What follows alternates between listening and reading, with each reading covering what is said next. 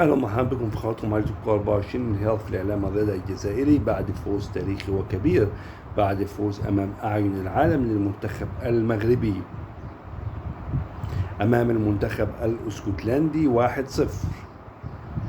اعلام الرياضي الجزائري بيتكلم عن قوة كبيرة جدا للمنتخب المغربي، وافادت الصفحات الجزائرية والمواقع والقنوات الاعلامية وقنوات اليوتيوب والسوشيال ميديا المختلفة عن هذا الفوز، عن قوة كبيرة للرياضة المغربية للمنتخب المغربي لكرة القدم بعد هذا الفوز التاريخي والرائع للمنتخب المغربي على المنتخب الاسكتلندي، وضمان المنتخب المغربي الصعود. يعني ضمان الصعود هنا بنسبة كبيرة، لأن أنت طبعا في أحسن ثالث، لكن فكرة أن تضمن الصعود للمنتخب المغربي كأحسن ثالث كأنها لم تكن، يعني لأن لا، المغرب داخلة بآمال وبطموحات كبيرة. أحسن ثالث ديتها تروح لقمة المجموعة ما عملناش حاجة صعوبة، لا احنا عايزين الكبار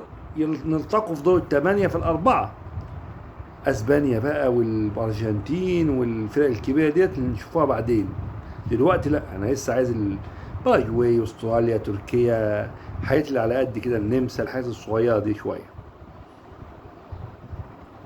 فوز جيد، فوز جيد للمنتخب المغربي، فوز جه في وقته، اول فوز عربي وثاني فوز افريقي بعد، او ثالث فوز افريقي بعد فوز غانا والاكوادور. كانوا غانا والكوتوفوار بالظبط، يعني زي ما بيقولوا فازوا بالحروكرو بالملي. خلي بالك، بعض الناس طلعت تقول لك ده المغرب عامل ومخلي وفاز واحد بالعافيه. يا حبيبي في تقارب مستويات كبير، يعني الناس اللي هي تفهم كوره هي ما تتكلمش، في تقارب كبير جدا في المستويات، في تقارب كبير جدا في المستويات، وابرزها البرازيل بتتعادل مع المغرب، او والبلجيكا بتتعادل مع مصر، واليابان وهولندا بالتعادل. لا، في امور كتيره صعبه، في تقارب مستوى ما بين الفرق الكبيره جدا والفرق الوسط واللي تحتها. واما الفرق الاضعف والاقل لا، بدات تعلى وتروح لمنطقه الوسط، ما عادش الشغل بتاع زمان. بدليل يعني الاربعات والخمسات ما شفناهمش غير من فرق عرب، اللي بينغلب اربعه وخمسه هم بعض الفرق العربيه. وما تخلوناش نقول الكلام ده في الفيديو ده عشان ما نزعلش بعض الجماهير دلوقتي، لان اتكلمنا بما فيه الكفايه. اللي خد اربعات وخمسات فرق عربيه، لكن الفرق الاخرى بتلعب كره قويه، سواء من افريقيا، سواء من اسيا، سواء من امريكا الجنوبيه، من امريكا الشماليه، من اوروبا، بتلعب كره ممتازه ولا الدنيا رايحه في حته تانية، الدنيا رايحه في حته تانية. فرجاء يعني اللي يحلل يكون فاهم ما يتكلمش. لا، الفوز كبير، الفوز رائع، الفوز مطمئن. الفوز النهارده الحمد لله بيقرب من المنتخب المغربي من الصعود، وبدينا فرصه مباراه قادمه مع هايتي.